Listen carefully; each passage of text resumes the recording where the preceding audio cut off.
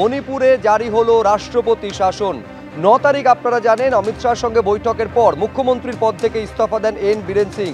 অমিত শাহর সঙ্গে বৈঠকের পর এন বীরেন সিং ইস্তফা দেন, আর এরপর মণিপুরে রাষ্ট্রপতি শাসন জারি হলো। প্রায় 2 বছর ধরে মেইতেই এবং কুকি জনগোষ্ঠীর সংঘর্ষে বিরামহীন হিংসার সাক্ষী থেকেছে মণিপুর।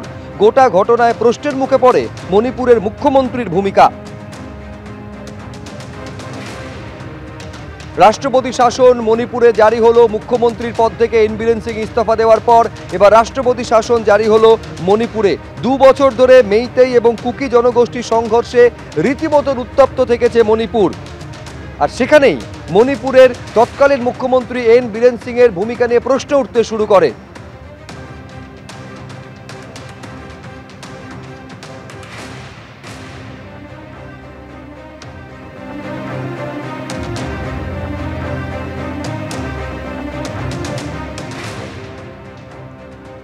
বাংলাদেশের পরিস্থিতি নিয়ে রীতিমতন উদ্বিগ্ন রাষ্ট্রপুঞ্জে মানবাধিকার বিষয়ক যে কমিশন রয়েছে সেখানে রিপোর্ট জমা দিয়েছে ফ্যাক্ট ফাইন্ডিং কমিটি, এমনটা খবর ডেইলি স্টার সূত্রে। গত বছরের অগাস্টের 5 তারিখ থেকে 15 তারিখ পর্যন্ত মানবাধিকার লঙ্ঘনের মতন বিভিন্ন ঘটনা ঘটেছে বলে সেই রিপোর্টে উল্লেখ করা হয়েছে। হাসিনা দেশ ছাড়ার পর অসংখ্য থানায় হামলা চালিয়েছে উন্মত্ত জনতা। রিপোর্টে আরও উল্লেখ, পুলিশ আধিকারিকদের পিটিয়ে মারা হয়েছে। আওয়ামী লীগের নেতা কর্মীরা তারা আক্রান্ত হয়েছেন। হিন্দু এবং সংখ্যালঘুরা নির্যাতনের শিকার হয়েছেন। নিরপেক্ষ তদন্ত সুনিশ্চিত করতে হবে। রাষ্ট্রপুঞ্জকে দেওয়া রিপোর্টে এই সুপারিশ করা হয়েছে। রাষ্ট্রসংঘের রিপোর্ট যেটা বাংলাদেশ নিয়ে সংবাদ মাধ্যমে দেখা যাচ্ছে, আমরা তার সমস্ত খোঁজখবর রাখছি, কিন্তু মাননীয় মুখ্যমন্ত্রী যেটা বলেছেন সেটা হচ্ছে সার কথা, যে বাংলাদেশের বিষয়ে যথেষ্ট উদ্বেগজনক, কিন্তু রাজ্য হিসেবে পশ্চিমবঙ্গের আলাদা দেশে গিয়ে কিছু করার নেই। এটা যা করার করতে হবে ভারত সরকারকে।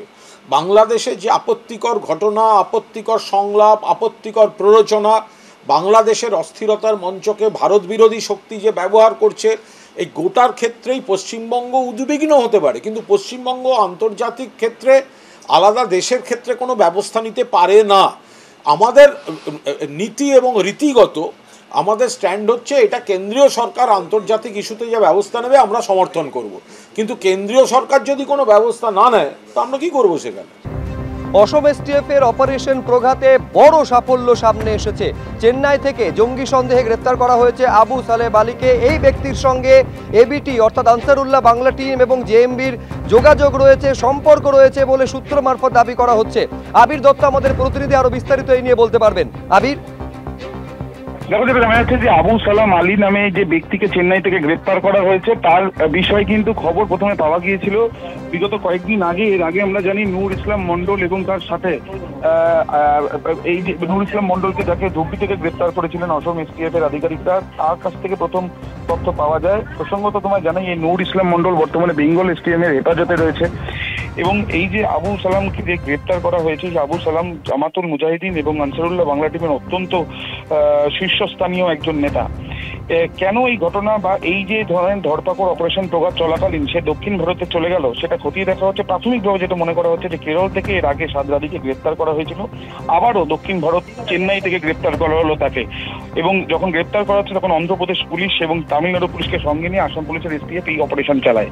প্রসঙ্গত তোমায় জানিয়ে রাখি, যেটা তদন্তকারীরা মনে করছেন যে একের পর এক এই ধরপাকড়কে দেখে কোনোভাবে মডিউলের যারা নেতারা তাদের অস্তিত্ব বজায় রাখার জন্য তারা ইতিমধ্যে দক্ষিণ ভারতের বিভিন্ন জায়গায় আত্মগোপন করছে। তাই এই যে যাকে গ্রেপ্তার করা হয়েছে সেই ব্যক্তি পশ্চিমবঙ্গে এসে বিভিন্ন কার্যকলাপ চালিয়েছিল কিনা সেটাও নিশ্চিতভাবে জানার জন্য তারা চেষ্টা চালাচ্ছেন। ইতিমধ্যে হেফাজতে পাওয়া গিয়েছে তাকে জেরার প্রক্রিয়া শুরু হচ্ছে।